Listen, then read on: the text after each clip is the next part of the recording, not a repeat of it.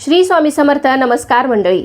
तर यंदा 2025मध्ये दिवाळीच्या तारखा कशा असणार आहेत, म्हणजे कोणत्या तारखेला कोणते पूजन करायचं आहे हे आपण आजच्या व्हिडिओमध्ये सविस्तर जाणून घेणार आहोत.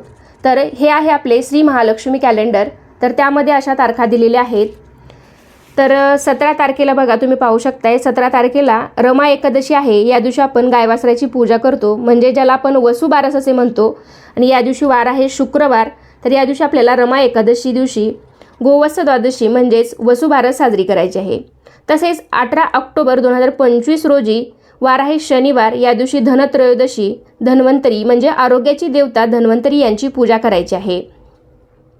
तसेच तुम्ही सायंकाळी 6 ते 8 या दरम्यान यमदीपदान देखील करायचे आहे. 19 ऑक्टोबर वार आहे रविवार. या दिवशी कुठलीही दिवाळीची तिथी नसणार आहे, त्यामुळे या दिवशी तुम्ही कुठलाही सण साजरा करायचा नाही. त्यानंतर 20 ऑक्टोबर 2025 रोजी वार आहे सोमवार. तर या दिवशी आहे नरक चतुर्दशी. तुम्ही या दिवशी नरक चतुर्दशी साजरी करायची आहे. 21 ऑक्टोबर 2025 रोजी वार आहे मंगळवार. या दिवशी लक्ष्मीपूजन आपण साजरं करायचं आहे. तर लक्ष्मीपूजनच्या बाबतीत यावेळेस बराच संभ्रम निर्माण झालेला आहे. तर त्यामुळे लक्ष्मीपूजन नेमके 20 की 21 ऑक्टोबरला साजरं करावं. तर पहा, अमावस्या तिथी ही 2 दिवस आलेली आहे. तर अमावस्या तिथी ही दुपारी 20 ऑक्टोबरला दुपारी 3:44 सुरू होत आहे. तर तुम्ही या दिवशी सायंकाळी सुद्धा लक्ष्मीपूजन करू शकता.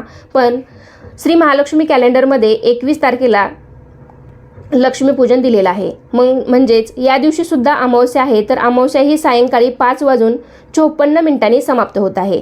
तर त्यामुळे तुम्ही लक्ष्मीपूजन जरी सायंकाळी 5:54 समाप्त होत असेल, तरी तुम्ही या दिवशी सायंकाळी 6:10 पासून ते रात्री 8:40 लक्ष्मीपूजन, ज्यालाच आपण श्री लक्ष्मी कुबेर पूजन असेही म्हणतो, तर तुम्ही या दिवशी ते साजरं करायचं आहे. 22 सप्टेंबर 2025 रोजी दिवाळी पाडवा आहे. या दिवशी बलिप्रतिपदा म्हणजेच आपल्या पती सोवाळणे हे या दिवशी हा सण साजरा करायचा आहे, ज्यालाच आपण दिवाळीचा पाडवा असे म्हणतो. आणि 23 सप्टेंबर वार आहे गुरुवार. या दिवशी आपल्याला भाऊबीज साजरी करायची आहे. तर या आहे दिवाळीच्या सर्व तारखा. अजूनही काही शंका असेल तर कमेंटद्वारे नक्की विचारू शकता. धन्यवाद.